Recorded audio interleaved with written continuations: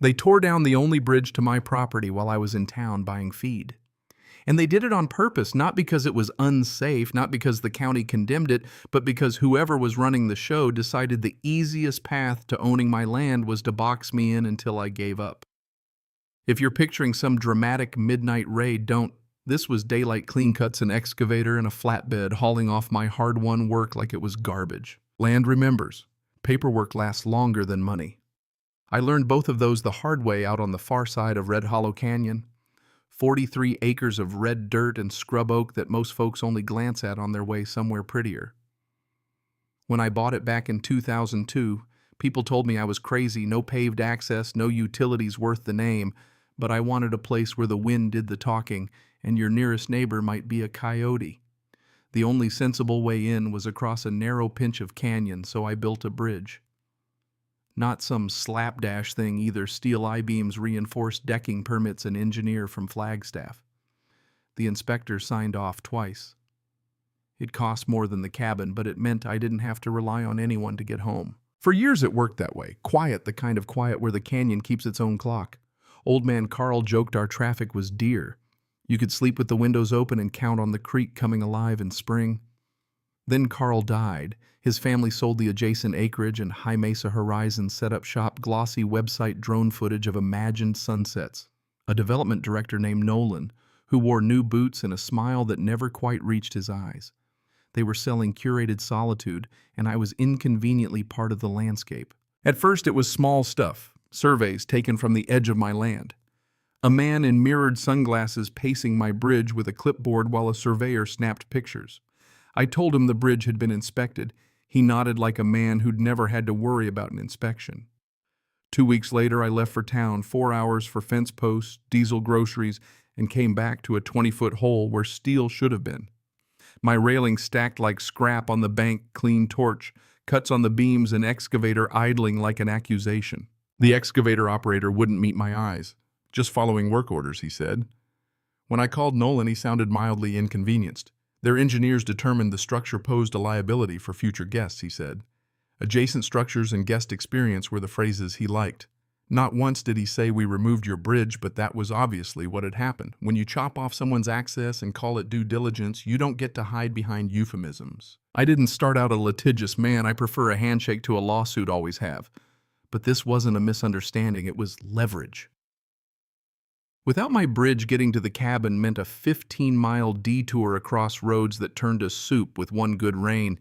They were betting I'd get tired, I'd sell the acreage, would fold into their resort footprint, and the glossy brochure would feature even more elevated privacy. Instead, I went to see the only person in this county who could make Alabama lawyers sweat, Eleanor Grant.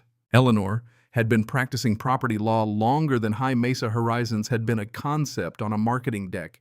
She looked at my photos, adjusted her glasses, and then said 2 words that sounded like a promise: catastrophic interference.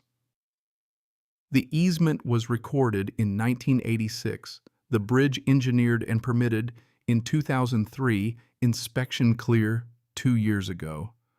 No condemnation notice, no structural violation filed. Eleanor's pen tapped the paragraph where perpetual access sat in the deed like a landmine. They can't just torch it, she said. Not without a court order. We filed an emergency petition that night.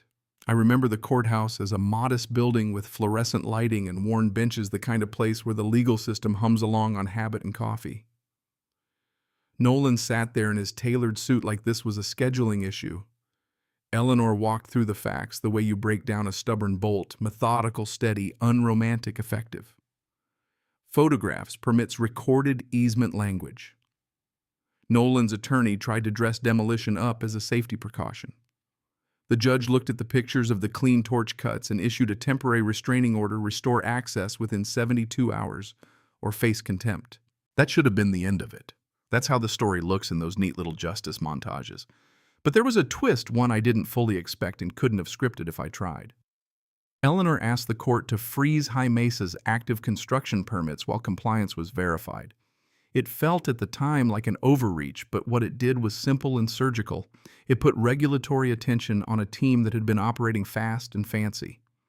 Once county inspectors started digging, they found a map that had labeled my bridge as future guest overflow, parking a water application that treated the seasonal creek like a suggestion, septic plans that flirted with the soil's absorption limits, and fire access roads 2 feet too narrow for code. When you pull on one loose thread in a small operation like that, the whole sweater shows its holes. Contractors began getting red tags. Lenders grew tense. The glossy renderings stayed on the website, while the county stapled suspended notices to plywood and inspectors circled like hawks. No one shouted that I'd won the town, didn't throw a parade, but High Mesa's timeline bled money under the scrutiny. Investors don't like unknown liabilities. Projects don't survive when permits are frozen and subcontractors start pulling out. 8 months later, they filed for Chapter 11. There are ways to picture that collapse. Some folks in town saw a grumpy rancher who had killed a project that might have brought jobs. Others quietly nodded, remembering the slick sales pitch and the arrogance of thinking a deed could be painted over. I didn't celebrate with champagne. I went out to the bridge one evening, sat in my truck, and listened.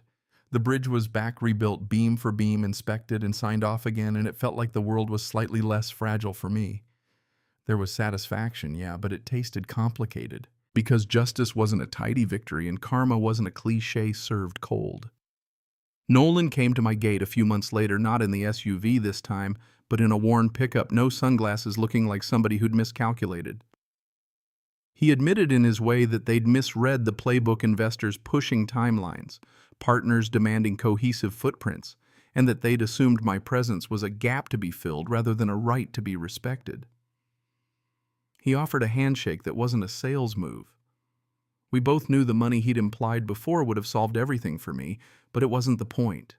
The point was the torch. The assumption, the removal without negotiation. I've thought about that conversation a lot. There was a human in there who'd lost something, maybe pride, maybe credibility, and I felt for him. But I didn't forget how it started. Then the final twist.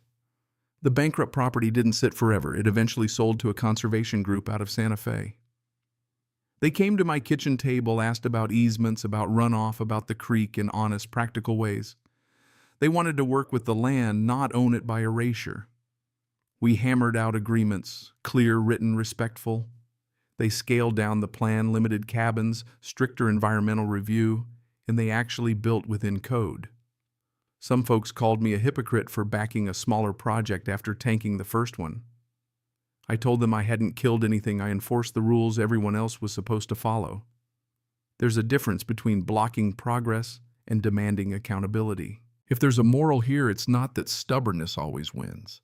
It's that respect and basic legal boundaries matter, and that power often assumes compliance until someone refuses to give it. I've lain awake wondering if I'd overplayed it, if a check would have been kinder, easier. I've thought about the subcontractors who lost wages, the young couple who'd counted on hospitality jobs. I don't feel joy at their pain.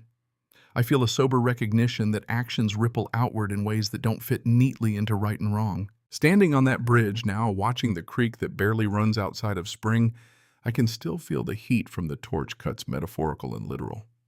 The land didn't change. People did. The lesson landed in a small, sharp way. Treat your neighbors like people and file your paperwork like you mean it. If you're going to change the shape of a place, at least start with a knock on the door and an honest conversation. If you decide to make a move that affects other lives, don't assume authority will bail you out.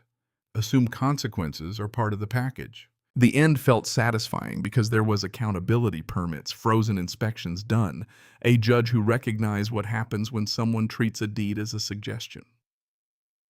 But the satisfaction was not pyrotechnic. It was the quiet kind that comes from the sound of a place being put back in order. Beams replaced, signatures filed, neighbors able to look up from their coffee without wondering which next thing will be bulldozed. So I'll ask you straight, because I still don't know if I did the right thing. In some absolute sense, if you were standing where I was watching a work crew take away your only access, would you have fought the way I did, or would you have taken the money and walked away for the sake of progress? And if you were Nolan, squeezed by investors and timelines, would you have gambled on removing a problem and dealing with the consequences later? Where's the line between ambition and overreach? Between protecting property and blocking a community's opportunity? Drop your thoughts below. Tell me if I was stubborn and wrong or stubborn and necessary. Share a time when you stood your ground or when you wished you had. If you believe paperwork and respect still count for something in this world, hit like and share. And if you want to hear other canyon stories, stick around. There are more of them, and not all of them end with a bridge still standing.